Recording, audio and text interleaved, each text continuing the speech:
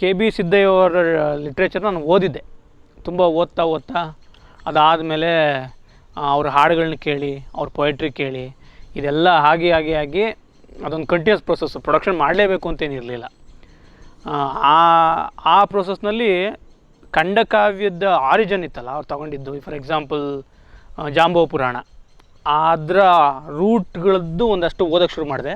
ಮತ್ತು ಅದಕ್ಕೆ ಸಂಬಂಧಪಟ್ಟಂಗೆ ಬಂದಿರೋ ವಿಮರ್ಶೆ ಮತ್ತು ಅದು ಸಂಬಂಧಪಟ್ಟಂಗೆ ಬಂದಿರೋ ರೈಟಿಂಗ್ಸು, ಮತ್ತು ಅಲ್ಲಿ ಹೋಗಿ ಒಂದಷ್ಟು ಜನಗಳನ್ನ ಮೀಟ್ ಮಾಡಿದೆ ನಾನು. ಆ ಥರದ್ದು ಪ್ರಿಪ್ರೇಷನ್ ಶುರುವಾಯಿತು. ಇನ್ಸ್ಪಿರೇಷನ್ ಅಂತಂದರೆ ಒಂದು ಫಿಸಿಕಲ್ ಆದ ಇನ್ಸ್ಪಿರೇಷನ್ ನನಗೆ ಸಿದ್ದಯ್ಯ ಅವ್ರನ್ನೇ ಮಾಡಬೇಕು ಅಂತಂದರೆ, ನಾನು ತುಮಕೂರಿನಲ್ಲಿದ್ದೆ. ಸುಮಾರು ಕಡೆ ಹೇಳಿದ್ದೀನಿ ನಾನು. ತುಮಕೂರಿನಲ್ಲಿ ಯಾವುದೋ ಮದುವೆಗೋ ಏನಕ್ಕೆ ಹೋಗಿದ್ದೆ. ಅಲ್ಲಿ ಅವತ್ತು ಇವರು ಕೆ ಬಿ ಸಿದ್ದಯ್ಯ ತೀರೋಗಿದ್ದಾರೆ ಅಂತ ನನಗೆ ಗೊತ್ತಾಯಿತು. ಅಚಾನಕ್ಕಾಗಿ ನಾನು ತುಮಕೂರಿನಲ್ಲಿದ್ದೆ ಅವತ್ತು. ಅಲ್ಲಿ ಹೋದೆ, ಸಾವಿರಾರು ಜನ ಸೇರಿದರು. ಬಹಳ ದೊಡ್ಡ ಲೀಡರು ಮತ್ತು ಕವಿ, ತುಂಬ ಜನಗಳನ್ನ ಇನ್ಫ್ಲೂಯೆನ್ಸ್ ಮಾಡಿದಂಥ ವ್ಯಕ್ತಿತ್ವ ಸಿದ್ದಯ್ಯ ಸರು. ಅಲ್ಲಿ ಅವರು ಇದ್ರ ಹತ್ರ ಈ ನಾಡ ಮಣ್ಣಿನಲ್ಲಿ ಹಾಡು ಹೇಳಿದ್ರು. ಎಲ್ಲರೂ ಅಷ್ಟು ಜನ ಒಂಥರ ಕಲೆಕ್ಟಿವ್ ಆಗಿ ಹಾಡು ಹೇಳಿದ್ರು. ಅದೊಂದು ರಿಚುವಲೇ ಇದ್ದಂಗಿತ್ತು. ಇಡೀ ಸಾವಿನ ವಾತಾವರಣ ಮತ್ತು ಜನ ಅದಕ್ಕೆ ಮಿಡಿತಿದ್ದು ಎಲ್ಲದನ್ನು. ಆವತ್ತು ನಾನರೆ ಈ ಹಾಡು ಬರೆದಿರೋ ಲೇಖಕರು ನಾನು ಸರಿಯಾಗಿ ಗಮನಿಸಿಲ್ಲ ಅಂತ ಅನ್ನಿಸ್ತು ನನಗೆ. ನಾನು ಓದಿಲ್ಲ ಅಂತ ಅನ್ನಿಸ್ತು. ಆಮೇಲೆ ಬಂದು ಓದಿದೆ. ಅದರಲ್ಲಿ ದಕ್ಲಕಥಾ ದೇವಿ ಕಾವ್ಯ ಖಂಡಕಾವ್ಯ ಓದಿದಾಗ ಅದರಲ್ಲಿ ಬಂದ ಕೊನೆಯ ಭಾಗ, ಅವನು ರೂಪಾಂತರ ಆಗೋದು, ಅವನ್ನ ರೂಪ ಬದಲಾಯಿಸ್ಬಿಡೋದು, ಹೆಣ್ಣಾಗಿ ಮಾಡಿಬಿಡೋದು, ಅವನದಕ್ಕೆ ಹೆದರ್ಕೊಳ್ಳೋದು, ಇದು ನನಗೆ ಭಾಳ ಇಂಟ್ರೆಸ್ಟಿಂಗ್ ಅಂತ ಅನ್ನಿಸ್ತು. ತುಂಬ ಸ್ಟ್ರಾಂಗ್ ಆದ ಮೆಟಫರ್ ಇದು ಅಂತ ಅನ್ನಿಸ್ತು. ರಂಗದ ಮೇಲಿರೋ ರಿಚುವಲ್ಸು ಯಾವುದೋ ಒಂದು ಊರಿಗೆ ಹೋಗಿ ನಾವು ಅಲ್ಲಿನ ರಿಚುವಲ್ ನೋಡಿ ಅದನ್ನು ತಗೊಬಂದು ಕಾಪಿ ಪೇಸ್ಟ್ ಮಾಡಿ ಹಾಕಿರೋ ರಿಚುವಲ್ಸ್ ಅಲ್ಲ ಅದು ಯಾವುದು. ಅದು ಈ ನಾಟಕಕ್ಕಂತಲೇ ಹುಟ್ಕೊಂಡ್ರೆ ರಿಚುವಲ್ಸು. ಒಂದು ರಿಯಲ್ ರೆಫರೆನ್ಸ್ ಇದೆ ಬಿಟ್ಟರೆ ಅದನ್ನು ಥಿಯೇಟ್ರಿಕಲ್ ಮಾಡಿದ್ದೀವಿ, ಕೊರಿಯೋಗ್ರಾಫ್ ಮಾಡಿದ್ದೀವಿ. ಅದು ಥಿಯೇಟ್ರಿಕಲ್ ಜೆಸ್ಚರೇ ಅದು. ಈಗ ಹಳ್ಳಿಗಳಲ್ಲೆಲ್ಲ ಜಾತ್ರೆಗಳ ಸಂದರ್ಭದಲ್ಲಿ ನಾವು ಈ ದೇವ್ರ ಮೂರ್ತಿಗಳನ್ನ ಹೊತ್ಕೊಂಡು ಕುಣಿಯೋದು, ಅಥವಾ ಯಾವುದೋ ದೇವಸ್ಥಾನದಲ್ಲಿ ದೇವಿಯರನ್ನ ನೋಡಿದಾಗ ಒಂಥರ ಏನು ಅನ್ಸುತ್ತಲ್ಲ, ಎಷ್ಟು ಸಖತ್ತಾಗಿದೆ ಈ ದೇವ್ರು ಅಂತ ಒಂಥರ ಮೈ ಜುಮ್ ಅನ್ಸುತ್ತಲ್ಲ. ಆ ಥರದ್ದೇ ಫಸ್ಟ್ ದೇವಿ ಅಂತ ಬಂದಾಗ ಹಾಗೆ ಬಂದಿದ್ದು ಫಸ್ಟು. ಬಟ್ ಅದನ್ನು ನಾನು ಆ್ಯಕ್ಟ್ ಮಾಡಬೇಕಲ್ಲ, ನನಗೆ ಯಾವುದು ಮಾಡೆಲ್ ಇರಲಿಲ್ಲ. ಹೆಂಗೆ ದೇವಿ ಹೆಂಗೆ ವರ್ತಿಸುತ್ತೆ, ಹೆಂಗೆ ಮಾತಾಡುತ್ತೆ, ಅದನ್ನು ಹೆಂಗೆ ಪ್ರಿಪೇರ್ ಮಾಡ್ಕೋಬೇಕು ಅನ್ನೋದಕ್ಕೆ ನಮ್ಗೆ ಯಾವ ಮಾಡಲು ಇರಲಿಲ್ಲ. ಅದು ಇಂಪ್ರೂವೈಸ್ ಮಾಡ್ತಾನೆ ಹೋಗಿದ್ದು. ಆದರೆ ಒಂದು ಎಕ್ಸ್ಪೀರಿಯೆನ್ಸ್ ಏನಿತ್ತು ಅಂತಂದರೆ, ಸ್ಟೇಜ್ ಎಕ್ಸ್ಪೀರಿಯೆನ್ಸ್ ಇದ್ದಿದ್ದರಿಂದ ಹೆಂಗೆ ನಮ್ಮನ್ನು ನಾವು ಅಪಿಯರೆನ್ಸ್ ಹೆಂಗೆ ಕಾಣಿಸ್ಕೋಬೋದು, ನಮ್ಮ ಪ್ರೆಸೆನ್ಸ್ ಹೆಂಗೆ ಬೇಕಾಗ್ಬೋದು ಅನ್ನೋ ಐಡಿಯಾ ಇತ್ತು. ಜೊತೆಗೆ ಕಾವ್ಯದ ಭಾಗ ಇದ್ದಿದ್ದರಿಂದ ಅದು ಇನ್ನೂ ಈಸಿ ಆಯಿತು. ದೇವಿ ಬರೋ ಜಾಗದಲ್ಲೆಲ್ಲ ಕಾವ್ಯಗಳೇ ಬರುತ್ತೆ, ಎಲ್ಲೂ ನಾರ್ಮಲ್ ಈ ದಕ್ಕಲಿಗಿರೋ ಮಾತು ಬರೋದಿಲ್ಲ. ಎಲ್ಲ ಕಾವ್ಯ ಆಗಿದ್ದರಿಂದ ಅದಕ್ಕೆ ಇನ್ನೊಂದು ಹೈಟ್ ಸಿಕ್ತು. ತುಂಬ ಟೈಮ್ ನಾವು ನಮ್ಮ ನೆನಪುಗಳ ಬಗ್ಗೆ, ನಮ್ಮ ಬಾಲ್ಯದ ನೆನಪುಗಳ ಬಗ್ಗೆ, ಅಲ್ಲಿದ್ದ ರಿಚುವಲ್ಗಳ ಬಗ್ಗೆ, ಅಲ್ಲಿದ್ದ ರಿಚುವಲ್ಗಳಿಗೂ ಮತ್ತು ಖಂಡಕಾವ್ಯದಲ್ಲಿರುವ ರಿಚುವಲ್ಗಳಿಗೂ ಇರುವ ಸಂಬಂಧದ ಬಗ್ಗೆ, ಸಿಮಿಲಾರಿಟೀಸ್ ಏನಿದೆ ಅಥವಾ ಬೇರೆ ಏನಿದೆ ಅನ್ನೋದೆಲ್ಲದನ್ನೂ ಮಾತಾಡ್ತಾ ಹೋದ್ವಿ. ಆ ಮೂಲಕ ಇಲ್ಲೊಂದು ಬಿಲ್ಡ್ ಆಗಿದೆ, ಒಂದು ರಿಲೇಷನ್ಶಿಪ್ ಬಿಲ್ಡ್ ಆಗೋಕ್ಕೆ ಶುರುವಾಯಿತು ನಾಟಕದ ಜೊತೆಗೂ ಮತ್ತು ತಂಡದ ಎಲ್ಲರೂ ಒಬ್ರಿಗೊಬ್ಬರ ಜೊತೆಗೂ.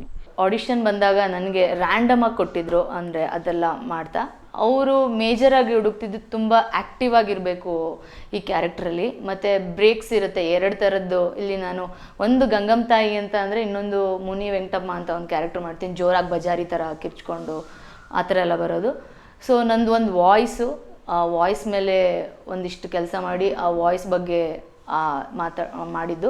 ಅದು ಬಿಟ್ಟರೆ ಕ್ಯಾಶುಯಲ್ ಆಗಿ ತುಂಬ ರಿಯಲಿಸ್ಟಿಕ್ ಆಗಿ ಹಾಡ್ತಾ ಕುಣಿಬೇಕಾಗಿರುವಂಥ, ಹಂಗೆ ನಿನ್ಗೆ ಇಷ್ಟ ಬಂದಂಗೆ ನೀನು ಇರಬೇಕು ಅನ್ನೋದು ಒಂದಿತ್ತು.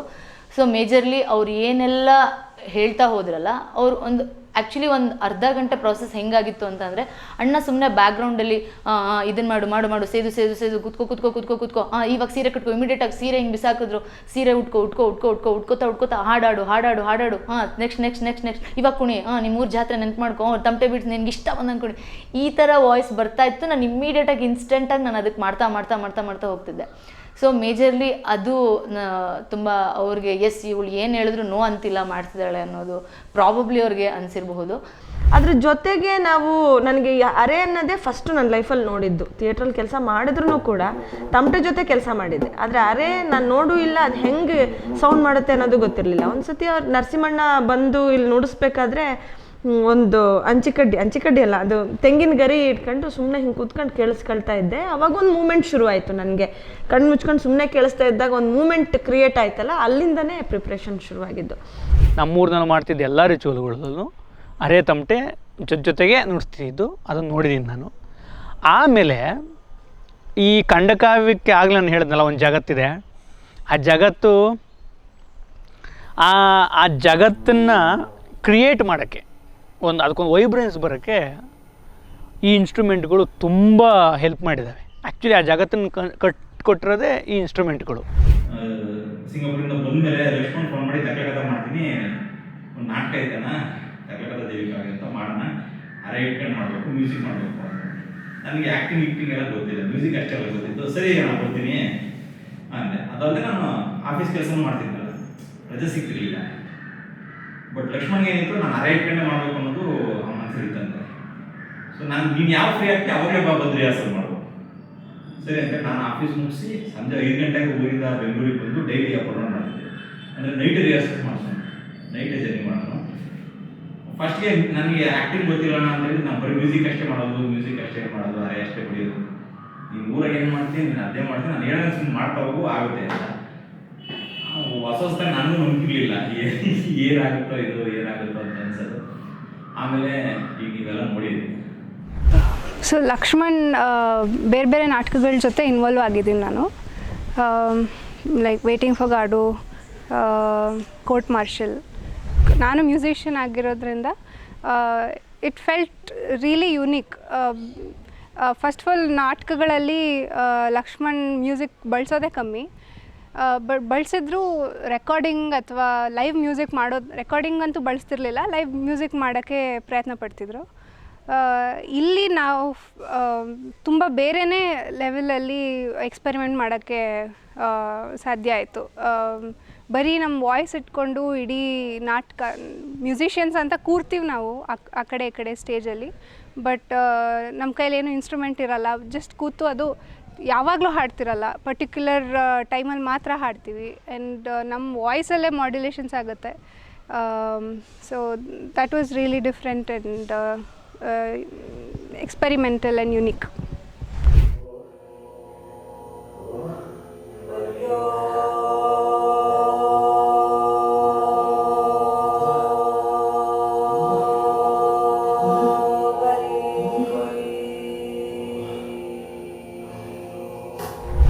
ಮತ್ತು ಆ ಪೊಯಿಟ್ರಿಗೆ ಇರೋ ಶಕ್ತಿ, ಅದಕ್ಕಿರೋ ನಾದಗುಣ ಇದೆಯಲ್ಲ, ಮತ್ತು ಅದು ಪ್ರಪೋಸ್ ಮಾಡ್ತಿರೋ ಇಮ್ಯಾಜಿನೇಷನ್ನು ಎಷ್ಟು ದೊಡ್ಡದು ಅಂತಂದರೆ, ನಾನು ಫಸ್ಟ್ ಟೈಮ್ ಒಂದು ಓದಿದಾಗ ಥ್ರಿಲ್ ಆಗ್ಬಿಟ್ಟಿದೆ.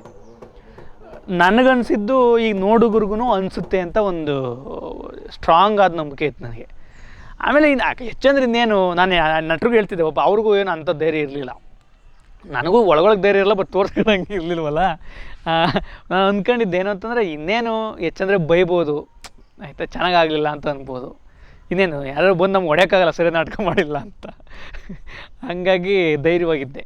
ಅದು ಇಂಪಾರ್ಟೆಂಟ್ಲಿ ಹೇಳಬೇಕಂದ್ರೆ ಒಂದು 3-4-5 ದಿವಸ, ಒಂದಿಷ್ಟು ದಿವಸ ಆಗಿ ಎಲ್ಲ ಆರ್ಟಿಸ್ಟು ಕೂತ್ಕೊಂಡಾಗ ಗೊತ್ತಾಗಿದ್ದ ವಿಷಯ, ಸ್ಕ್ರಿಪ್ಟ್ ಇಲ್ಲ ಈ ನಾಟಕಕ್ಕೆ ಅಂತ. ಸೊ ಸ್ಕ್ರಿಪ್ಟ್ ಇಲ್ಲದೆ ನಾನು ಯಾವ ಟೀಮಲ್ಲೂ ಕೆಲಸ ಮಾಡಿಲ್ಲ, ಏನಿದು ಸ್ಕ್ರಿಪ್ಟ್ ಇಲ್ಲ ಅಂತ ಹೇಳ್ತಿದ್ದಾರೆ ಅಂತ. ಸೊ ಅದಾದಮೇಲೆ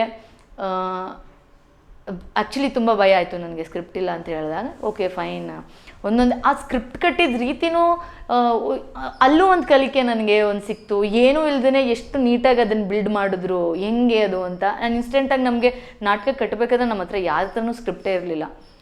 ಹಿಂಗೆ ನೆಕ್ಸ್ಟ್ ಇದನ್ನು ಹೇಳು, ನಿಂದೊಂದು ಇದು ಬರುತ್ತೆ, ಈ ಒಂದು ಫ್ರೇಸ್ ಬರುತ್ತೆ, ಈ ಒಂದು ಏನಂತಾರೆ ಅವ್ರದ್ದು ಒಂದಿಷ್ಟು ಕಾದಂಬರಿ ಥರದ್ದೆಲ್ಲ ಇತ್ತಲ್ಲ, ಅದೊಂದು ಸಾಲುಗಳು ಇಲ್ಲಿ ಆ್ಯಡ್ ಮಾಡೋಣ. ಸರಿ, ನಾವೇನೋ ಹಿಂಗೆ ಮಾತಾಡ್ತಾ ಹಿಂಗೆ ಕಾಮಿಕಾಗಿ ಶುರುವಾಗಿದ್ದು, ನಿನ್ನ ಮೊಕ್ಕನ ನಾಟುಯ ಅಂತೆಲ್ಲ ಹೇಳೋ ಒಂದು ಪದಗಳು, ಅದು ಹಂಗೆ ಕ್ರಿಯೇಟ್ ಆಗ್ತಾ, ಸರಿ ಇದು ಇಟ್ಕೊಳ್ಳೋಣ ಸರಿ. ಸೊ ಇದು ಹೆಂಗೆ ಕಟ್ತಾ ಇದ್ದಾರಲ್ಲ, ಇದು ತುಂಬ ಚೆನ್ನಾಗಿದೆಯಲ್ಲ, ನಾನಂತೂ ಈ ಥರದ್ದು ಎಕ್ಸ್ಪೀರಿಯನ್ಸೇ ಮಾಡಿಲ್ಲ ಅಂತ ಮನಸ್ಸಲ್ಲಿ ಖಂಡಿತ ಆಗ್ತಿತ್ತು. ಆ ಖಂಡಕಾವ್ಯದಲ್ಲಿ ಪಾತ್ರಗಳೇ ಇಲ್ಲ, ಪಾತ್ರಗಳೆಲ್ಲ ನಾವು ಸೃಷ್ಟಿ ಮಾಡಿರೋದು, ಅಂದರೆ ಪ್ರೋಸೆಸ್ನಲ್ಲಿ ನಟರ ಜೊತೆಗೆ ಸೃಷ್ಟಿ ಮಾಡಿದ್ದು. ಬಟ್ ಇಲ್ಲಿ ನಾವು ಅಡ್ಯಾಪ್ಟ್ ಮಾಡಬೇಕಾದ್ರೆ ನಾಟಕಕ್ಕಿಂತ ನಾಟಕದ ಪ್ರೋಸೆಸ್ ಭಾಳ ಇಂಪಾರ್ಟೆಂಟು. ಮತ್ತು ಈ ತನಕ ನಾವು ನಾಟಕನ ಭಾಳ ಒಂಥರ ಸಿದ್ಧ ಮಾದರಿನಲ್ಲಿ ಈ ರೀತಿ ಅಂತ ಮಾಡಿ ನಾಟಕ ಮಾಡೋ ಪ್ರಕ್ರಿಯೆಗೂ ಒಂದು ಲೈಫ್ನ ಕನೆಕ್ಷನ್ ತಪ್ಪೋಗಿದೆ. ಅದೊಂದು ಟಾಸ್ಕ್ ಅನ್ನೋ ಥರ ಮಾಡೋಕ್ಕೆ ಶುರು ಆಗ್ಬಿಟ್ಟಿದ್ದೀವಿ ನಾವು. ಬಟ್ ಈ ನಾಟಕ ಮಾಡೋಕ್ಕೆ ಶುರು ಮಾಡಿದಾಗ ಇಲ್ಲ, ಅದು ಮಾಡೋ ಪ್ರಕ್ರಿಯೆನೇ ಬೇರೆ ರೀತಿ ಆಗಬೇಕು ಅಂತ ಅನಿಸಿತ್ತು ನನಗೆ. ಈ ಪ್ರಾಸೆಸ್ಸಲ್ಲಿ ಹೆಂಗೆ ಅಂತ ಹೇಳಿದರೆ ನಾವು ಏನೂ ಅಂದರೆ ಸ್ಟ್ರಕ್ಚರ್ಡ್ ಆಗಿರಲಿಲ್ಲ. ಇದಾದಮೇಲೆ ಹಿಂಗೆ ಮಾಡಬೇಕು, ಇದಾದಮೇಲೆ ಹಿಂಗೆ ಮಾಡಬೇಕು. ಮತ್ತು ಆ್ಯಕ್ಟರ್ಸೂ ಕೂಡ ಸಂತೋಷ್ ಅಣ್ಣ ಆಗಿರಲಿ, ಬಿಂದು ಅಕ್ಕ ಆಗಿರಲಿ, ನರಸಿಂಹಣ್ಣ, ಭರತ, ಏನೇನೆಲ್ಲ ಇಂಪ್ರೊವೈಸೇಷನ್ ಎಲ್ಲ ಮಾಡಿದ್ದೀವಿ. ನಾನು ಸಂತೋಷ್ ಅಣ್ಣನೂ ಇಂಪ್ರೊವೈಸ್ ಮಾಡಿದ್ದೀವಿ ಕೆಲವೊಂದು ಜಾಗದಲ್ಲಿ. ಈ ಗಂಗಮ್ಮ ತಾಯಿನ ಹುಡುಕ್ತಾ ಇರ್ಬೇಕಾದ್ರೆ ಆಡಿಷನ್ಸ್ ಇರ್ತಿತ್ತು ರಮಿಕಾ ಬರೋಕ್ಕಿಂತ ಮುಂಚೆ. ಅವಾಗ ಒಂದು 2-3 ಜನ ಆ್ಯಕ್ಟರ್ಸ್ ಬಂದು ಹೋಗಿದ್ರು. ರಮಿಕಾ ಬರೋಕ್ಕಿಂತ ಮುಂಚೆ ಒಂದು 2-3 ಜನ ಆ್ಯಕ್ಟರ್ಸ್ ಬಂದು ಹೋಗಿದ್ರು.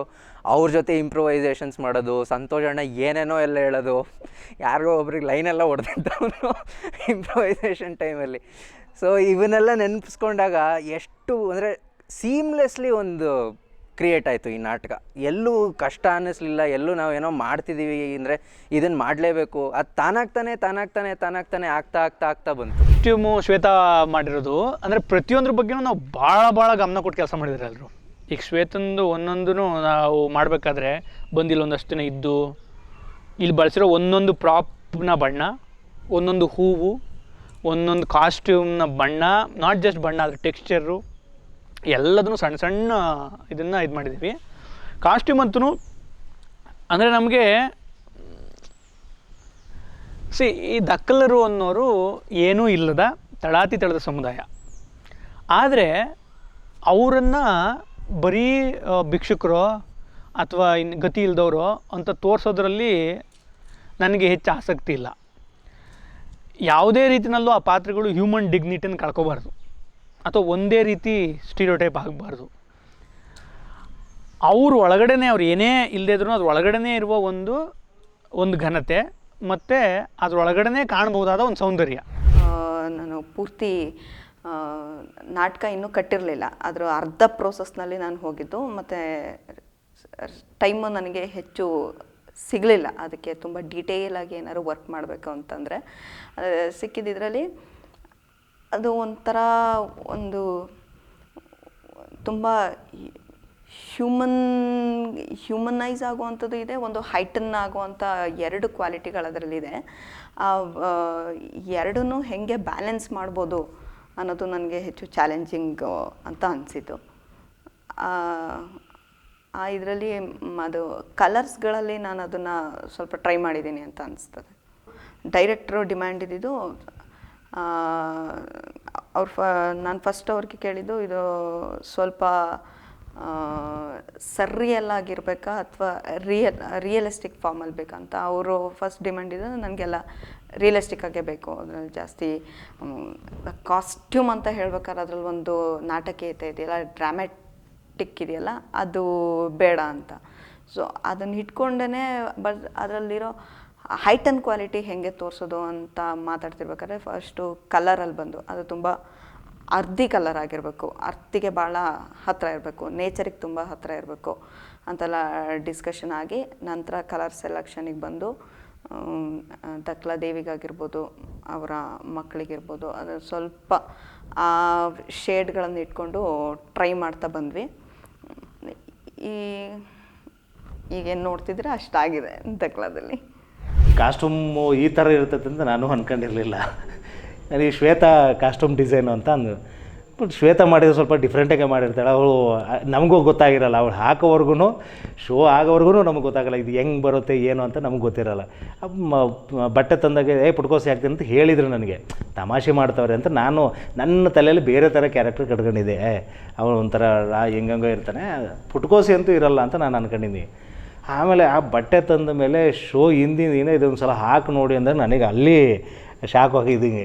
ಇದನ್ನು ನಾನು ಹಾಕಬೇಕು, ಸರಿ ಹಾಕ್ತೀನಿ. ಮತ್ತು ಫಸ್ಟ್ ಶೋ ರಂಗಶಂಕರ ಆಗ್ತಿರೋದು ಮೊದಲೇ ಅದು ಫಸ್ಟ್ ಶೋ ಹೆಂಗಾಯಿತು ಅಂತಂದರೆ ನಮಗೆ ಒಂಥರ ಸರ್ಪ್ರೈಸು, ಈ ಕಡೆ ಒಂಥರ ಭಯ. ಆಮೇಲೆ ಇಡೀ ಡೈಲಾಗ್ಗಳಿಗೂ ಸರಿಯಾಗಿ ಬರ್ತಲ್ಲ ಹಿಂಗೆ. ಇದ್ರ ಕಡೆ ಕಾನ್ಷಿಯಸ್ ಆದರೆ ಏನು ಮಾಡೋದು ತುಂಬ ಭಯಪಟ್ಟಿದ್ದೆ ಹಿಂಗೆ. ಆಮೇಲೆ ಅದಕ್ಕೆ ಅದನ್ನು ಹಾಕ್ಕೊಳ್ಳೋಕ್ಕೂ ಬರ್ತಿತ್ತಿಲ್ಲ ನನಗೆ. ಆಮೇಲೆ ಚಂದ್ರನ ಬಂದು ಅದನ್ನು ಸ್ವಲ್ಪ ಹೆಲ್ಪ್ ಮಾಡಿ, ಆಮೇಲೆ ಚಂದ್ರ ಒಂದಷ್ಟು ಹೇಳಿದೆ, ನಾವು ಇಂಥವೆಲ್ಲ ನಿನಗೆ ಇಷ್ಟ ರೈತು, ನನಗೆ ಇಷ್ಟಿತ್ತು ಅಂತಂತ ಹೇಳ್ದೆ. ಆಗ ಸ್ವಲ್ಪ ಸಮಾಧಾನದಲ್ಲಿ ಅದನ್ನು ಹಾಕ್ಳಕ್ಕೆ ಶುರು ಮಾಡಿದೆ ಹಿಂಗೆ. ಆಮೇಲೆ ಒಂಥರ ಬಟ್ಟೆ ಬಿಚ್ಚಿ ಒಂದು ಶೋ ಹಿಂಗೆ ನಿಂತ ಮೇಲೆ ಇದು ನಂದು ಅಂತ ಅನ್ಸೋಕೆ ಶುರುವಾಯ್ತು ಹಿಂಗೆ. ಕರೆಕ್ಟ್ ಮಾಡ್ಬೋದು, ಏನು ತೊಂದರೆ ಇಲ್ಲ ಅಂತ. ಆಮೇಲೆ ಅದೇನು ಸಮಸ್ಯೆ ಅನ್ನಿಸ್ಲಿಲ್ಲ ನಮಗೆ. ಆಮೇಲೆ ಆ್ಯಕ್ಟರ್ಗಳು ಕೂಡ ಅದು ತುಂಬ ಕೋಆಪ್ರೇಟ್ ಮಾಡಿದ್ರಿ. ಅವ್ರೇನಾರು ಈ ಥರದ್ದು ಹಿಂಗೆ ಅಂತ ಆ ಥರದ್ದು ಏನಿರಲಿಲ್ಲ. ಹಿಂಗೆ ಆರಾಮಾಗಿ ಎಲ್ಲರ ಜೊತೆನೂ ಹಿಂಗೆ ಹೊಂದ್ಕೊಂಡಿರೋದ್ರಿಂದ ಅದೇನು ಸಮಸ್ಯೆ ಅನ್ನಿಸ್ಲಿಲ್ಲ ನನಗೆ. ಕಾಸ್ಟ್ಯೂಮ್ ಹೇಳಲೇಬೇಕು ನನಗೆ. ಫಸ್ಟು ಉದ್ದ ಸೀರೆ ಶ್ವೇತಾ ತಂದುಕೊಟ್ಟಾಗ ಅದು ಹೊಂದಲೇ ಇಲ್ಲ ನನ್ನ ದೇಹಕ್ಕೆ. ದೊಡ್ಡ ಏನೋ ಬೊಟ್ಟು, ದೊಡ್ಡ ದೊಡ್ಡ ಕಿವಿಯೋಲೆ, ಆಮೇಲೆ ಸರಗಳು ಅವೆಲ್ಲ ಹೊಂದಲೇ ಇಲ್ಲ.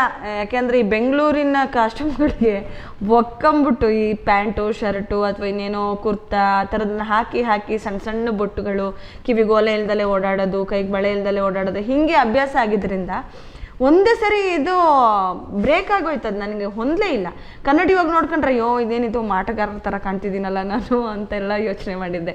ಅದಾದಮೇಲೆ ಆ ಕಾಸ್ಟ್ಯೂಮ್ ಜೊತೆ ಕೆಲಸ ಮಾಡ್ತಾ ಈಗ ಆ ಕಾಸ್ಟ್ಯೂಮ್ ಇಲ್ಲ ಅಥವಾ ಏನೋ ಒಂದು ಸಣ್ಣ ತೂತಾಯಿತು ಹರಿದೋಯ್ತು ಅಂತಂದರೆ ದುಃಖನೇ ಬಂದ್ಬಿಡುತ್ತೆ ನನಗಂತೂ. ಅದನ್ನು ಅಷ್ಟು ಸೇಫಾಗಿ ಇಟ್ಕೋಬೇಕು ಅಂತ ಅನಿಸುತ್ತೆ.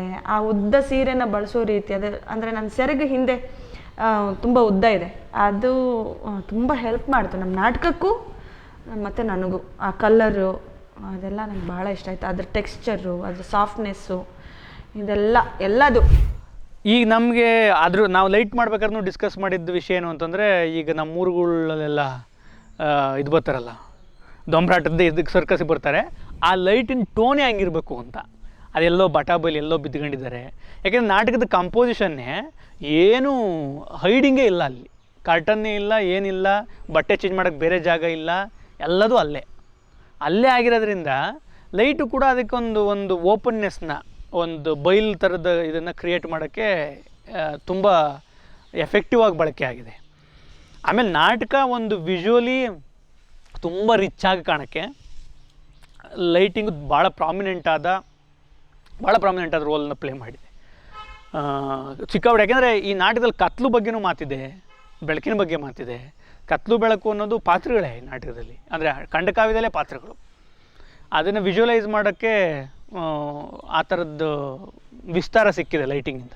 ಮತ್ತು ನಟರ ದೇಹದ ಇದು ಆಕಾರಗಳು, ಅವ್ರ ಬಣ್ಣ, ಅವ್ರು ಮಾತಾಡೋ ರೀತಿ ತುಂಬ ಕಲೋಕಿಯಲ್ಲಿದೆ ಲ್ಯಾಂಗ್ವೇಜು. ಅಂದರೆ ಹೈಟನ್ ಲ್ಯಾಂಗ್ವೇಜ್ ಪೊಯಿಟ್ರಿದು ಬಿಟ್ಟರೆ ಮಾತಾಡೋದೆಲ್ಲವೂ ನಿಮ್ಗೆ ನಾಟಕದ ಭಾಷೆ ಅಂತ ಅನಿಸಲ್ಲ. ಇವೇನೋ ಮಾತಾಡ್ತಾರೆ, ಮಕ್ಕ ಕೊಡ್ಬಿಡ್ತೀನಿ ಅಂತ ನಾವು, ಆಮೇಲೆ ಆ ಥರದ್ದಿದೆ. ಆ ಥರದ್ದು ಭಾಷೆನೇ ಒಂಥರದ್ದು ಬೇರೆ ರೀತಿ ಎಮರ್ಜ್ ಮಾಡೋಕ್ಕೆ ಟ್ರೈ ಮಾಡಿದ್ದದು. ನನ್ನ ಕಷ್ಟ ನಷ್ಟಗಳು ಏನೆಂದು ಕೇಳಲು ಬಂದಂಥ ಹೆಣ್ಣೆಂಗ್ಸೆ 6 ರಾತ್ರಿ 9 ಜಾವ 130 ಮಿನಿಟು 97 ಸೆಕೆಂಡ್ ಕಳೆದ್ರು ಬರ್ತಿರ್ತಕ್ಕಂಥ ನೀನು ಈಗ ಬಂದು ಡ್ಯಾನ್ಸ್ ಮಾಡ್ತಿದ್ದೆ. ಡ್ಯಾನ್ಸು ಆಮೇಲೆ ತುಂಬ ನಿಖರವಾಗಿ ಸೂಕ್ಷ್ಮವಾಗಿ ಅದನ್ನು ಜಡ್ಜ್ ಮಾಡ್ತಾನೆ ಅವನು. ಈ ಪಾಯಿಂಟ್ ತುಂಬ ಚೆನ್ನಾಗಿ ಪಾಯಿಂಟ್ ಹಿಡಿದೆ. ಈ ಸಣ್ಣ ನಮಗೆ ಸಮಸ್ಯೆ ಆಗಿದೆ ಏನಂದರೆ, ನಮ್ಮ ಮೊದಲೇ ಈ ಗೆಸ್ಚರ್ಗಳು ನಮಗೆ ನಮ್ಮ ಕೈ ಅಪರಾಧ ಎಲ್ಲೆಲ್ಲೋ ಹೋಗಿ ಸಣ್ಣದು ಕೈ ಹಿಂಗೆ ಎತ್ತೋಕ್ಕೆ ಯಾಕೆ ಎತ್ತಿದೀಯಾ, ಇದೈತಿ ಅಕ್ವಾಡ ಕಾಣ್ತದೆ, ಚೆನ್ನಾಗಿ ಕಾಣಿಸಲ್ಲ ಇದು. ಇದಿಷ್ಟು ಈ ಮೂಮೆಂಟ್ ಸಣ್ಣ ಎಲಿಮೆಂಟ್ಸ್, ಬ್ರೀದಿಂಗೂ ಕೂಡ ಸೆನ್ಸ್ ಮಾಡಿದ್ದಾನೆ. ಹಿಂಗೆ ಬ್ರೀತ್ ಮಾಡ್ಬೇಕಾದ್ರೆ ಈ ಥರ ಇದು ತುಂಬ ತೊಡಕಾಗಿದ್ದು ನನಗೂ ಅವ್ರಿಗೂ. ಅದು ಒಂದು ಎಷ್ಟೊಂದು ಸಣ್ಣ ಬೆರಳು ಇಷ್ಟೊಂದು ಸಮಸ್ಯೆ ಆಗುತ್ತಾ ಅಂತ. ಬಟ್ ಅದನ್ನು ತುಂಬ ಮೈನ್ಯೂಟಾಗಿ ಅದನ್ನು ಒಂದು ಸಣ್ಣ ಡಿಸೈನ್ ನಮಗೆ ಅದು ಅಥವಾ ಅದು ವಿಡಿಯೋ ನೋಡ್ಬೇಕಾದ್ರೆ ನಮಗೆ ಹಂಗೆ ಅನ್ನಿಸ್ತು, ಹಿಂಗೆ ಅದು ಎಷ್ಟು ಇಂಪಾರ್ಟೆಂಟ್ ಅಲ್ವಾ ಅದು ಅಂತ. ಅದಕ್ಕೂ ಸ್ವಲ್ಪ ಟಗ್ ಆಫರ್ ನಡೆದಿದೆ. ಇದೇನು ನನಗೆ ಅರ್ಥ ಆಗ್ತಿಲ್ಲ, ನನಗೆ ಇಲ್ಲ ಸರಿ ಆಗ್ತಿಲ್ಲ, ಅದು ಹಂಗೆ ಮಾಡ್ಬೇಕು ಅಷ್ಟೇ, ಆ ಥರದ್ದೊಂದು ಇದಿದೆ. ಮತ್ತು ಡೈಲಾಗದಲ್ಲಿ ಈ ಥರ ಸಣ್ಣದ ಅದು ತಿದ್ದೋದ್ರಲ್ಲಿ ಸ್ವಲ್ಪ ಈ ಥರದ ಸಣ್ಣ ಸೂಕ್ಷ್ಮಗಳಾಗಿ ಮಾತುಕತೆ ನಡೆದಿದ್ದು ಬಿಟ್ಟರೆ, ಹಿಂಗೆ ಟಿಪಿಕಲ್ ಡೈರೆಕ್ಟ್ರ್ ಹಂಗೆ ಇದು ಆಗ್ತಿಲ್ಲ ಚೇರ್ ಹೊಡ್ಕೊಳ್ಳೋದು ಎಸೆಯೋದು ಆ ಥರದ್ದೇನಿಲ್ಲ. ಹೀಗೆ ಮಾಡಬೇಕಾದ್ರೆ ನನಗೆಲ್ಲೂ ಅವರು ಡೈರೆಕ್ಟ್ರ್ ಅಂತ ನನಗೆ ಖಂಡಿತ ಅನಿಸಿಲ್ಲ. ಅಷ್ಟು ಫ್ರೆಂಡ್ಲಿ ನೇಚರ್ ನಮ್ಮ ಜೊತೆಗಿತ್ತು. ಹಿಂಗೆ ಮಾಡು ಅಂತೆಲ್ಲ ಅಷ್ಟು ಆರಾಮ್ಸೆ. ಆ್ಯಂಡ್ ನಾವಿಲ್ಲಿ ಜಂಗಮ ಮನೆ ಆಗಿರೋದ್ರಿಂದ ನಮಗೆ ಯಾವಾಗ ಬ್ರೇಕ್ ಸಿಕ್ಕಿದಾಗ ನಾವಿಲ್ಲಿ ಟೀ ಮಾಡೋದು, ಕುಡಿಯೋದು, ಅದು ಏನೋ ಒಂಥರ ಬ್ಯೂಟಿ ಅನ್ನಿಸ್ತು ನಮಗೆ. ರಿಹರ್ಸಲ್ ಸ್ಪೇಸ್ ಅಂತಲೇ ನಮ್ಗೆ ಅನ್ನಿಸ್ತಿಲ್ಲ, ಅಷ್ಟು ಚೆನ್ನಾಗಿ ನಮ್ಗೆ ಇಲ್ಲಿ ಬಿಲ್ಡ್ ಆಗಿರೋದು. ನಾನು ಈ ದಕ್ಷಿಣ ರಿಹರ್ಸಲ್ ಬರ್ಬೇಕಾದ್ರೆ ನಾನು ಇಲ್ಲಿಂದ ಜಂಗಮಕ್ಕೆ ಹೋಗ್ಬಿಟ್ಟಲ್ವ, ನಾನು ವಿಜಯನಗರದಿಂದ ಜಂಗಮಕ್ಕೆ ಮಧ್ಯದಲ್ಲಿ ಬಾಡು ಸಿಗುತ್ತೆ, ವೀವ್ ಸಿಗುತ್ತೆ. ರಿಹರ್ಸಲ್ ಟೈಮ್ಗೆಲ್ಲ ಹೋಗ್ಬೇಕಾದ್ರೆ ರಿಹರ್ಸಲ್ ಬರ್ತಿದ್ದೀನಿ ಅಂತಂದರೆ ಬಾಡು ತಾಂಬಲ್ಲ ಅಂತ ಕೇಳ್ತಿದ್ದೆ ನಾನು. ಅದಕ್ಕೆ ತಾಂಬ 1 ಸರಿ 2 ಸರಿ 3 ಸರಿ 4 ಸರಿ 5 ಸರಿ ಆಯಿತು. ಒಂದಿನ ರಿಹರ್ಸಲ್ ಚೆನ್ನಾಗಾಗಿರಲಿಲ್ಲ. ಅದು ನಾನು ಅಪ್ಪಿತಪ್ಪಿ ಫೋನ್ ಮಾಡ್ಬಿಟ್ಟಿದ್ದೀನಿ, ಅಣ್ಣ ಹೆಂಗೆ ಬಾಳ್ಸಲ್ಲ ಡೇ ನಾವು ರಿಹರ್ಸಲ್ ಚೆನ್ನಾಗಿ ಮಾಡ್ತೀವಿ, ಬಾಡಿ ಬರೀ ತಿರ್ಕೊಂಡು ಮುರ್ಕೊಂಡು ನಮ್ಮ ಬದುಕೇ ಮಾಡಿರ್ತೀರಲ್ಲ ನೀವೆಲ್ಲ ಅದಾದಮೇಲೆ ಮತ್ತೆ ನಮ್ಮ ತಿರ್ಗಾ ಫೋನ್ ಮಾಡೋಕೆ ಹೋಗಲಿಲ್ಲ, ಮತ್ತೆ ಅದಾದ್ಮೇಲೆ ಕೇಳೋಕೆ ಹೋಗಲಿಲ್ಲ, ಅವರೇ ಕೇಳೋಕೆ ಶುರು ಮಾಡಿದ್ರು ಕನ್ನಡ ಅಂತ. ಮತ್ತು ಇನ್ನೊಂದು ಏನಂತಂದರೆ ಈ ಥರದ್ದೊಂದು ರಿಹರ್ಸಲ್ಲು ನಾನು ಎಲ್ಲೂ ನೋಡಿಲ್ಲ, ನಾನು ಬೇರೆ ಕಡೆ ಲಕ್ಷ್ಮಣ್ ಪ್ರೋಸೆಸ್ ಇದೆಯಲ್ಲ ತುಂಬ ತುಂಬ ಬೇಗ ಆಕ್ಸೆಸಿಬಲ್ ಇರುವಂಥದ್ದು, ಅಂದರೆ ಬೇಗ ಕನೆಕ್ಟ್ ಆಗುವಂಥದ್ದು. ಅಂದರೆ ನಾವು ಎಲ್ಲೂ ಬೇರೆ ಅಂತ ಅನಿಸಲ್ಲ, ಸಪ್ರೇಟ್ ಅಂತ ಅನಿಸಲ್ಲ. ಅದು ಹೇಳೋ ರೀತಿಯಲ್ಲಾಗಿರಲಿ, ಮಾತಾಡಿಸೋ ರೀತಿಯಲ್ಲಾಗಿರಲಿ, ಮೂಮೆಂಟು ಅಂದರೆ ಹೇಳ್ಕೊಡೋ ರೀತಿಯಲ್ಲಾಗಿರಲು ಎಲ್ಲೂ ಅದು ಇಲ್ಲಪ್ಪ ನನಗೆ ಅದು ನನಗೆ ಗೊತ್ತಿಲ್ಲ ಅಂತ ನನಗೆ ಎಲ್ಲೂ ಅನಿಸಿಲ್ಲ. ಅವನು ಹೇಳೋದೆಲ್ಲ ನನಗೆ ಅರ್ಥ ಆಗ್ಬಿಡ್ತಿತ್ತು, ತುಂಬ ಬೇಗ ಆ್ಯಕ್ಸೆಸ್ಸು ತುಂಬ ಹತ್ತಿರ ಅಂತ ನನಗೆ ಅನಿಸ್ತಿತ್ತು. ಸೊ ನನಗೆ ರಿಹರ್ಸಲ್ ಪ್ರೋಸೆಸ್ಗೆ ಅಂದರೆ ನಾಟಕಕ್ಕಿಂತ ರಿಹರ್ಸಲ್ ಪ್ರೋಸೆಸ್ ತುಂಬ ಇಷ್ಟ ಆಗಿದೆ ನನಗೆ. ಬೇರೆ ಬೇರೆ ಕಡೆ ಶೋಗಳು, ಏನೋ ಇಂಪ್ರೂವೈಸ್ಗಳು ಅಲ್ಲಲ್ಲೇ ಇಂಪ್ರೂವೈಸ್ಗಳು ಮಾಡೋದು ನಾಟಕದ ಮಧ್ಯ ಭಾಳ ಚೆನ್ನಾಗಿದೆ. ಮತ್ತು ಅದಕ್ಕೆಲ್ಲೂ ಅಡ್ಡಿ ಮಾಡಿಲ್ಲ ಲಕ್ಷ್ಮಣ. ಅಂದರೆ ನಾವು ಅಂದರೆ ನೀವು ಆ್ಯಕ್ಟರ್ಸ್ ನಿಮ್ಗೆ ಬಿಟ್ಟಿದ್ದು ನಾಟಕ, ನಾನು ಮತ್ತು ರಿಹರ್ಸಲಲ್ಲಿ ಏನಿದ್ರು ಅವರು ಹೇಳ್ಬಿಡು ಸ್ಟೇಜಿಗೆ ಬಂದಾಗ ನಮ್ಮದೇ ಆ್ಯಕ್ಟರ್ಸ್ ಅಂದರೆ ನಾಟಕ ಮೊದಲು ಏನಾದರೂ ಇಂಪ್ರೂವೈಸ್ ಆಗಿದ್ದು ಅದ್ರ ಬಗ್ಗೆ ಏನೂ ಹೇಳ್ತಿರ್ಲಿಲ್ಲ, ಅಂದರೆ ಮಾತಾಡ್ತಿರ್ಲಿಲ್ಲ, ಅಂದರೆ ತಪ್ಪು ಸರಿ ಅಂತ, ಅದು ಕರೆಕ್ಟಾಗಿದ್ರೆ ಕರೆಕ್ಟ್ ಅಂತ ಹೇಳ್ತಿದ್ರು. ಸೊ ಅದು ಭಾಳ ಇಷ್ಟ ಆಯ್ತು ನನಗೆ. ಬೇರೆ ಪ್ರೊಡಕ್ಷನ್ಸಲ್ಲಿ ನಾನು ಭಾಗ ಆಗಿರೋ ಪ್ರೊಡಕ್ಷನ್ಸಲ್ಲೇ ಆಗಿರಲಿ ಅಥವಾ ನಾನು ನೋಡಿರೋ ಪ್ರೊಡಕ್ಷನ್ಸಲ್ಲೇ ಆಗಿರಲಿ, ಒಬ್ರು ಇರ್ತಾರೆ, ಅವ್ರ ತಲೆಯಲ್ಲಿ ಆಗಲೇ ನಾಟಕ ಒಂದು ತಯಾರಿ ಆಗಿರುತ್ತೆ, ಅದ್ರ ಪ್ರಕಾರ ಹಿಂಗೆ ಹೇಳ್ತಾ ಬರ್ತಾರೆ, ಹಿಂಗೆ ಮಾಡ್ತಾ ಬರ್ತಾರೆ, ಹಿಂಗೆ ಮಾಡಬೇಕು ಅಂತ ಹೇಳ್ತಾರೆ, ಅದು ನಡೆಯುತ್ತೆ. ಇಲ್ಲಿ ಹಂಗೆ ಆಗೇ ಇಲ್ಲ. ಇಲ್ಲಿ ಪ್ರತಿಯೊಂದೂ ಕೂಡ ಆ್ಯಕ್ಟರ್ಸಿಂದ ಬಂದಿರೋಂಥದ್ದು, ಪ್ರತಿಯೊಂದು ಎಲಿಮೆಂಟ್ ಕೂಡ ಆ್ಯಕ್ಟರ್ಸಿಂದ ಬಂದಿರೋಂಥದ್ದು. ಹಾಡುಗಳಾಗಿರಲಿ, ಜೆಸ್ಚರ್ಸ್ಗಳಾಗಿರಲಿ, ಮೂವ್ಮೆಂಟ್ಗಳಾಗಿರಲಿ, ಇದೆಲ್ಲನೂ ಕೂಡ ಅದು ತಾನಾಗ್ತಾನೆ ಆಗ್ತಾನೆ ಬಿಲ್ಡ್ ಆಗಿರೋದು. ಎಲ್ಲೂ ಲಕ್ಷ್ಮಣ ನಿಂತ್ಕೊಂಡು ಹಿಂಗೆ ಮಾಡಬೇಕು, ಹಿಂಗಾಗಬೇಕು ಅವನ ತಲೆಯಲ್ಲಿ ಒಂದು ಫ್ರೇಮ್ ವರ್ಕ್ ಇತ್ತು, ಅದು ಗೊತ್ತಾಗ್ತಿತ್ತು, ಹೆಂಗೆ ಯಾವ ಥರ ಆಗಬೇಕು ಅನ್ನೋದು ಗೊತ್ತಾಗ್ತಿತ್ತು. ಬಟ್ ಅದು ಪ್ರತಿ ಸತಿನೂ ಇವ್ರದ್ದೇನೋ ಒಂದು ಹೊಸ ಎಲಿಮೆಂಟ್ ತಂದಾಗ ಅದು ಚೇಂಜ್ ಆಗ್ತಿತ್ತು. ಅವನು ಅದಕ್ಕೆ ಒಗ್ತಾ ಇದ್ದ ಮತ್ತೆ ಚೇಂಜಸ್ಗೆ. ಈ ಥರನೂ ಮಾಡ್ಬೋದಲ್ವ, ಹಿಂಗೂ ಆಗ್ಬೋದಲ್ವ ಅಂತ ಹೇಳಿ. ಈಗ ಒಂದು ಕಡೆ ಬಿಂದು ಅಕ್ಕ ರಿಹರ್ಸಲ್ ಟೈಮಲ್ಲಿ ಅವಳಿಗೆ ಕುತ್ತಿಗೆ ನೋವು ಬಂದು ಹಿಂಗೆ ಮಾಡ್ತಾ ಇದ್ಲು. ಲಕ್ಷ್ಮಣ ಇದು ಚೆನ್ನಾಗಿದೆ, ಇದನ್ನ ಇಟ್ಕೋ, ಈ ಜೆಸ್ಚರ್ ಇಟ್ಕೊ ಅಂತೇಳಿ ಆ ಜೆಸ್ಚರ್ನೂ ಬಳಸಿದ್ದೀವಿ ನಾವು. ಮತ್ತು ಹಾಡುಗಳು ಕೂಡ ಸಂತೋಷಣ್ಣ ತಂದಿರೋ ಹಾಡುಗಳು, ಬಿಂದು ಅಕ್ಕ ತಂದಿರೋ ಹಾಡುಗಳು, ಇವನ್ನೇ ಎಲ್ಲ ಬಳಸಿ ಮಾಡಿರೋದು. ರಿಹರ್ಸಲ್ ಟೈಮಲ್ಲಿ ಆ್ಯಕ್ಚುಲಿ ನಂದು ಒಂದು ಸೀನ್ ಇದೆ, ಅಲ್ಲಿ ಗಂಗಮ್ಮ ತಾಯಿ ಹೋಗಿ ಮಲ್ಕೋಬೇಕು, ಅದಾದಮೇಲೆ ಎದ್ದು ಬರ್ತಾಳೆ. ಆ ರಿಹರ್ಸಲಲ್ಲಿ ಆ್ಯಕ್ಚುಲಿ ಆಗಿದ್ದು ನಾನು ನಿಜವಾಗ್ಲೂ ಮಲ್ಕೊಂಡ್ಬಿಟ್ಟಿದ್ದೀನಿ. ಅಲ್ಲಿ ಹೋಗಿ ಫಸ್ಟ್ ಹಾಫಲ್ಲಿ ನಾನು ಮಲ್ಕೊಂಡಿರ್ತೀನಿ, ಆಮೇಲೆ ನಾನು ತಿರ್ಗಾ ಮತ್ತೆ ತುಂಬ ರ್ಯಾಶ್ ಆಗಿ ಅದು ಎಚ್ಚರವಾಗಿ ಬರಬೇಕಾಗಿರೋ ಸೀನ್. ರಿಹರ್ಸಲ್ಲಿ ರನ್ ಆಗ್ತಿದೆ ಆ್ಯಕ್ಚುಲಿ, ಅದು ನಮ್ಮದು ಫಸ್ಟ್ ಶೋ ಆ ಟೈಮಲ್ಲಿ ರನ್ ಆಗ್ತಿದೆ. ಆ್ಯಕ್ಚುಲಿ ಒಂದು 10 ಜನ ಬಂದು ಕೂತಿದ್ದಾರೆ ರನ್ ನೋಡೋದಕ್ಕೆ. ನನಗೆ ನಿಜವಾಗ್ಲೂ ಗೊತ್ತಾಗಿಲ್ಲ, ಹೋಗಿ ಮಲ್ಕೊಂಡ್ಬಿಟ್ಟಿದ್ದೀನಿ. ಎದ್ಬಾರೆ ನಿನ್ನ ಪಾಠ ಬಂತು ಅಂತ ನನಗೆ ನನ್ನ ಗಂಡ ಹೇಳಬೇಕಾದ್ರೆ ನಾನು ಮಲ್ಕೊಂಡೇ ಇದ್ದೀನಿ, ಲಿಟ್ರಲಿ ಮಲ್ಕೊಂಡಿದ್ದೀನಿ. ಅವ್ರು ಬಂದು ನನ್ನನ್ನು ಎದ್ದೊಳಿಸ್ತಿದ್ದಾರೆ. ಅದು ನಿಜವಾಗ್ಲೂ ಅನ್ನಿಸ್ಬಿಡ್ತು, ನಿನ್ನ ಪಾಠ ಬಂತು ಎದ್ದೋಳೆ ಅಂದರೆ ಎದ್ದಿಲ್ಲ. ಇವ್ರು ನಿಜವಾಗ್ಲೂ ಬಂದು ನನ್ನನ್ನು ಎದ್ದೊಳಿಸಿದೆ, ನಿನ್ನ ಪಾಠ ಬಂತು ಎದ್ದೋಳೆಲೆ ಅಂತ. ಸೊ ಹಂಗೆ ನಾನು ಅವಾಗ ನಿಜವಾಗ್ಲೂ ಕಣ್ಣುಚ್ಕೊಂಡು, ಕೆಲವೊಂದು ಸತಿ ಅದು ಇಂಪ್ರೂವೈಸೇಷನ್ ಆಗಿದೆ. ಈ ಕಣ್ಣುಚ್ಕೊಂಡು ಪಿಸ್ರು ಒರೆಸ್ಕೊಂಡು ಜೊಲ್ಸಿಸ್ಕೊಂಡು ಬರ್ತಾಳೆ ಅನ್ನೋದೆಲ್ಲ, ಈ ಥರದ್ದೆಲ್ಲ ಇಂಪ್ರೂವೈಸೇಷನ್ ಹಂಗಾಗಿದೆ. ಫ್ರಮ್ ದ ಸ್ಕ್ರ್ಯಾಚಿಂದ ಆ ದಕ್ಲಕಥಾ ಸ್ಟಾರ್ಟ್ ಆಗಬೇಕಾದ್ರೆ ಏನಿತ್ತು, ಮತ್ತು ಹೋಗ್ತಾ ಗ್ರ್ಯಾಜುವಲ್ ಪ್ರೊಸೆಸ್ಸು ಆಗ್ತಾ ಇಡೀ ಒಂದು ನಾಟಕ ಒಂದು ಕಟ್ಟುವಿಕೆ ಭಾಗವಾಗಿ ನೋಡಬೇಕಾದ್ರೆ ಅದಕ್ಕೆ ತುಂಬ ಇನ್ಕ್ಲೂಡ್ ಆಗ್ತಾಯಿತ್ತು ದಿನೇ ಬೇರೆ ಬೇರೆ ಪ್ರಾಪ್ಸ್ ಆಗಿರ್ಬೋದು, ಸೆಟ್ ಡಿಸೈನ್ ಇರ್ಬೋದು, ಕಾಸ್ಟ್ಯೂಮ್ ಆಗಿರ್ಬೋದು. ಬಟ್ ಅದಕ್ಕೆ ಮಡಿಕೆ ಥರದಾಗಲಿ, ಅದು ಬೇರೆ ಫ್ರೆಂಡಿಗೆ ಫೋನ್ ಮಾಡಿ ಅಲ್ಲಿ ಎಲ್ಲಿ ಸಿಗುತ್ತೆ ಅಲ್ಲಿಂದ ಅವ್ರು ತಂದುಕೊಡೋರು. ಮತ್ತು ಟೋಟಲ್ ತುಂಬ ಮಜವಾಗಿ ಭಾಳ ನಾಜೂಕಾಗಿ ಅದು ನಾಟಕ ಕಟ್ಟಿರೋ ರೀತಿಯೂ ಭಾಳ ಇಷ್ಟ ಆಯಿತು. ಮತ್ತು ಆ ಪ್ರಾಪರ್ಟಿಗಳು ಆ ಪಾತ್ರಕ್ಕೆ ತಕ್ಕಂತೆ ಮತ್ತು ಒಂದು ಏನು ಬೇಕಿತ್ತು ಅದನ್ನು ತರಿಸಿದ್ದು ಸಹ ಭಾಳ ಇಂಟ್ರೆಸ್ಟಿಂಗು. ಕೆಲವೊಂದೊಂದು ನಾವು ಚಾಮರಾಜಪೇಟೆಯಿಂದ ಅಲ್ಲಿ ಹೋಗಿ ಹುಡುಕಿ ಕೆಲವೊಂದೊಂದು ಐಟಮು, ಅಲ್ಲಾದಮೇಲೆ ಬೇರೆ ಊರಿಂದನೂ ಮಡಿಕೆಯಲ್ಲಿ ಇದು ಮಾಡ್ತಾರೆ. ಮತ್ತು ಆ ಶೇಪು ಸೈಜು ಬೇರೆ ಬೇರೆ ಊರಿಗೆ ಹೋದಾಗ ಕೆಲವೊಂದು ಸಲ ಟ್ರಾನ್ಸ್ಪೋರ್ಟ್ ಟೈಮಲ್ಲೂ ಮಡಿಕೆಗಳು ಹೊಡೆದೋಗ್ಬಿಡೋದು. ಆ ಥರ ಎಲ್ಲ ಆದಾಗಲೂ ನಾವು ಮತ್ತೆ ಆ ಊರಿಗೆ ಹೋಗಿ ಒಂದೊಂದು ಕಡೆ ಇಟ್ಫೋಕಿಗೆ ಹೋದಾಗ ಭಾಷೆ ನಮ್ಗೆ ಹೇಳೋಕ್ಕೆ ಬರ್ತಿಲ್ಲ ಅವ್ರಿಗೆ. ಆ ಥರ ಎಲ್ಲ ಭಾಳ ಮಜವಾದ ಘಟನೆಗಳೆಲ್ಲ ನಡೀತಾ ಇತ್ತು. ಆ ಪ್ರೊಡಕ್ಷನ್ ಪ್ರೊಸೆಸ್ಸಲ್ಲಿ. ಮತ್ತು ಟೂರಿಂಗಲ್ಲೂ ಸಹ ತುಂಬ ಎಂಜಾಯ್ಮೆಂಟ್ ಜೊತೆಗೆ ಭಾಳ ಕಲ್ತಿದ್ದೀವಿ. ಅದರ ಒಂದು ಪಾತ್ರಕ್ಕೋಸ್ಕರ ಹಿಂದ್ಗಡೆ ಬೇರೆ ಪ್ರಾಪರ್ಟಿಗಳು ಸಹ ಎಷ್ಟು ಇಂಪಾರ್ಟೆಂಟ್ ಆಗುತ್ತೆ, ಅಲ್ಲಿ ಓವರಾಲ್ ಆನ್ ಸ್ಟೇಜ್ ಅದು ಯಾವ ಥರ ಕನ್ವೆ ಮಾಡುತ್ತೆ ಅನ್ನೋದನ್ನು ಭಾಳ ಚೆನ್ನಾಗಿ ಅರ್ಥ ಮಾಡ್ಕೊಂಡಿದ್ದು ಪ್ರೊಡಕ್ಷನಲ್ಲಿ. ಕಲಾ ನನಗೆ ಯಾಕೆ ಇಂಪಾರ್ಟೆಂಟು ಅಂತಂದರೆ, ಬಹುಶಃ ದಕ್ಲಾ ನಾಟಕದ ಜಗತ್ತು ನನ್ನದೇ ಜಗತ್ತು. ಹಾಗೆ ಈ ನಾಟಕ ಸುಮಾರು ಜನರ ಜಗತ್ತು. ಈ ಕರ್ನಾಟಕದಲ್ಲೋ ಅಥವಾ ಬೇರೆ ಬೇರೆ ಕಡೆಯವರೋ ಬೇರೆ ಬೇರೆ ಕಾರಣಕ್ಕೆ ಈ ನಾಟಕದ ಜಗತ್ತಿನ ಜೊತೆಗೆ ಅಥವಾ ಪಾತ್ರಗಳ ಜೊತೆಗೆ, ಹಾಡಿನ ಜೊತೆಗೆ, ಅದರ ದನಿ ಸದ್ದಿನ ಜೊತೆಗೆ ಹೆಚ್ಚಿನ ಜನಕ್ಕೆ ತಮ್ಮನ್ನು ತಾವು ಅದು ಕನೆಕ್ಟೆಡ್ ಅಂತ ಅನ್ಸ್ಕೊಳಕ್ಕೆ ಅನಿಸಿದೆ.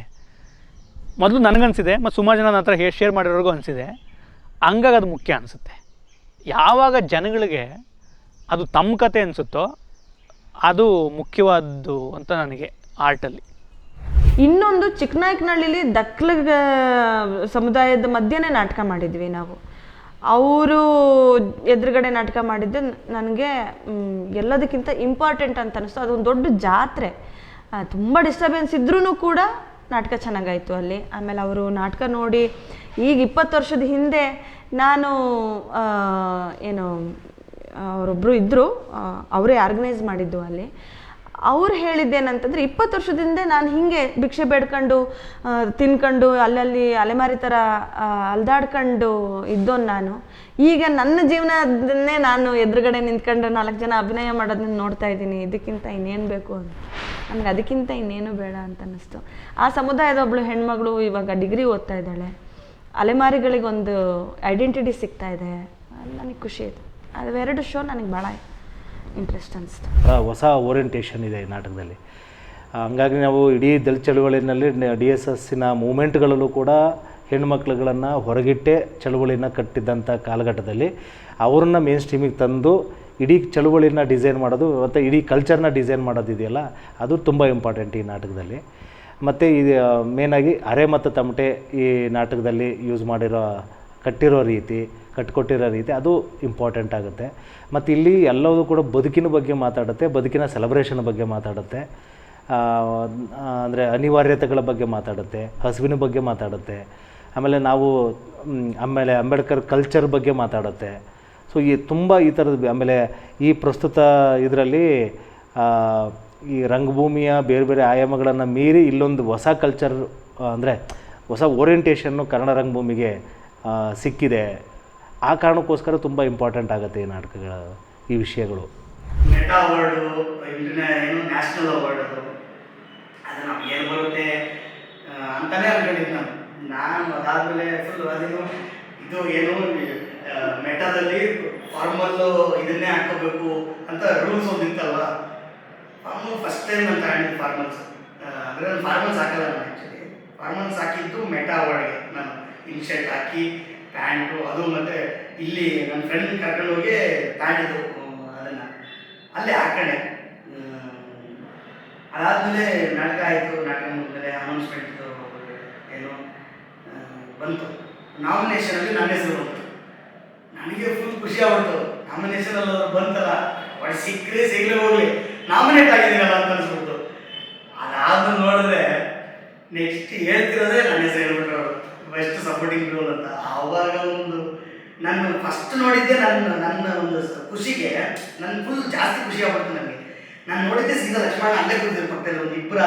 ನಾನು ನೋಡಿದ್ದವ್ರನ್ನ, ಅವರು ನಾನು ಏನು ಮಾಡ್ಬೋದು ಫುಲ್ ಬ್ಲ್ಯಾಂಕು, ನಾನು ಏನು ಮಾಡ್ಬೋದು ಗೊತ್ತಿಲ್ಲ. ಎದ್ದು ನಿಂತ್ಬಿಟ್ಟೆ, ಕ್ಯಾಮ್ರಾ ಎಲ್ಲ ಬಂದ್ಬಿಟ್ಟವ್ರೆ, ಲೈಟ್ ನನ್ನ ಮೇಲೆ ಬಿದ್ದಿದೆ ಪೂರ್ತಿ, ಎಲ್ಲ ನನ್ನ ಮೇಲೆ, ಅಂದರೆ ಪೂರ್ತಿ ಅಟೆನ್ಷನ್ ಎಲ್ಲ ಪೂರ್ತಿ ನನ್ನ ಮೇಲೆ ಆಗಿಬಿಟ್ಟು. ನಾನು ಸೀದಾ ನೋಡ್ತಿರೋದು ಲಕ್ಷ್ಮಣ, ಏನು ಮಾಡಲಿ ಅಂತ ಹೋಗೋದೇ ಹೋಗಿ ಅವಾರ್ಡ್. ಡೆಕ್ಕನ್ ಅವಾರ್ಡ್ ಬಂದಿದ್ದು ನನ್ನ ಮೂಮೆಂಟಿನ ಇದು ಭಾಗವಾಗಿ ಅದನ್ನು ಇದು ಮಾಡಿದರು. ಆ ಟೈಮ್ನಲ್ಲಿ ನಾನು ಪ್ರೋಸೆಸ್ಸಲ್ಲಿದ್ದೆ ಇದರಲ್ಲಿ. ಅದು ಬಂದಾಗಲೂ ನಾನು ಅದನ್ನೇ ಹೇಳಿದೆ, ನಾವು ಏನೇ ಚಳುವಳಿ ಮಾಡಿದ್ರು ನಮಗೆ ಒಂದು ಗಟ್ಟಿಯಾದಂಥ ಕಲ್ಚರ್ ಅನ್ನೋದೊಂದು ಬೇಕು. ಆ ಬೇರಿನಿಂದಲೇ ನಾವು ಅದನ್ನೆಲ್ಲನೂ ಮತ್ತೆ ನಾವು ಮುಖಾಮುಖಿ ಆಗೋಕ್ಕೆ ಸಾಧ್ಯ. ಆ ಕಾರಣಕ್ಕೋಸ್ಕರ ನಮಗೆ ಈ ನಾವು ಚಳುವಳಿ ಎಲ್ಲ ಕಡೆಯಲ್ಲೂ ಸ್ಟ್ರೈಕ್ ಮಾಡ್ಕೊಂಡೆ ಕೂತ್ಕೊಳ್ಳೋಕ್ಕಾಗಲ್ಲ, ಎಲ್ಲ ಕಡೆ ಹೋರಾಟ ಮಾಡ್ಕೊಂಡು ಕೂತ್ಕೊಳ್ಳೋಕ್ಕಾಗಲ್ಲ. ಈಗ ಲಕ್ಷ್ಮಣ ನಾಟಕದಲ್ಲಿ ಒಂದು ರೀತಿಲಿ ರೆವಲ್ಯೂಷನ್ ಇದೆ, ಚಳುವಳಿ ಇದೆ, ಒಂದು ಥರದ ಆರ್ಗ್ಯುಮೆಂಟ್ ಇದೆ, ಮಾತಾಡಿ ನೋಡೋಣ ಅಂತ ಈ ಥರದೊಂದು ಕಲ್ಚರಲ್ಲಿ ಅದನ್ನು ಕಟ್ಕೊಡೋ ರೀತಿ ಇದೆಯಲ್ಲ, ಅದು ನನಗೆ ಈ ಕ್ಯಾರೆಕ್ಟ್ರಿಂದ ಅಥವಾ ಈ ನಾಟಕದಿಂದ ಮತ್ತೆ ಇನ್ನೊಂದಷ್ಟು ಓಪನ್ ಆಗ್ತಿದ್ದೀನಿ. ಈಗ ನಮ್ಮೂರಲ್ಲಿ ತುಂಬ ಕಾನ್ಫಿಡೆನ್ಸಾಗಿ ನಾನೀಗ ಮಾತಾಡೋಕ್ಕೆ ಶುರು ಮಾಡಿದ್ದೀನಿ, ಕೆಲಸ ಮಾಡೋಕ್ಕೆ ಶುರು ಮಾಡಿದ್ದೀನಿ. ಮತ್ತು ಹೆದರಿಕೆ ಆಗ್ತಿತ್ತು ನನಗೆ, ನಾವು ಇದನ್ನು ಮಾಡಿದ್ರೆ ಹೆಂಗಪ್ಪ, ಇದೇ ನೋಡಿ ರಿಸೀವ್ ಮಾಡ್ತಾರೆ, ಇದು ಮಾಡಿ ನೋ ಅದೇ ರಿಸೀವ್ ಮಾಡ್ತಾರೆ ಬಿಟ್ಟು ನನ್ನ ಕಥೆನ ನನ್ನ ಕಲ್ಚರ್ನ ನಾನು ಧೈರ್ಯವಾಗಿ ಹೇಳ್ಕೋಬೇಕಷ್ಟೇ.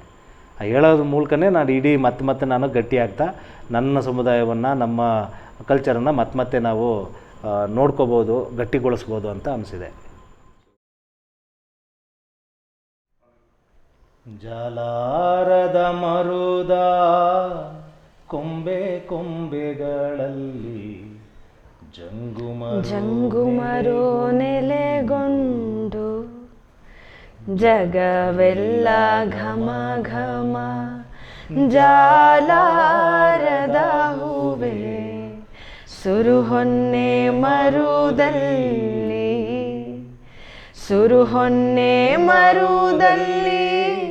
ಸುಖ ದುಃಖ ಚಿಲಿಪಿಲಿ ಜಂಗುಮರ ಕಣ್ಣಲ್ಲಿ ಜಗವ ತೂಗುವ ದೇವಿ ಮಗುವ ತೂಗುವ ದೇವಿ ನಿನ್ನ ಗರ್ಭದಲ್ಲಿ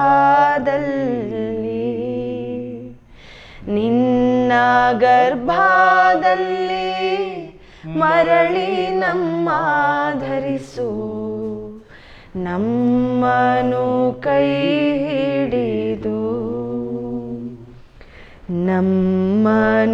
ಕೈ ಹಿಡಿದು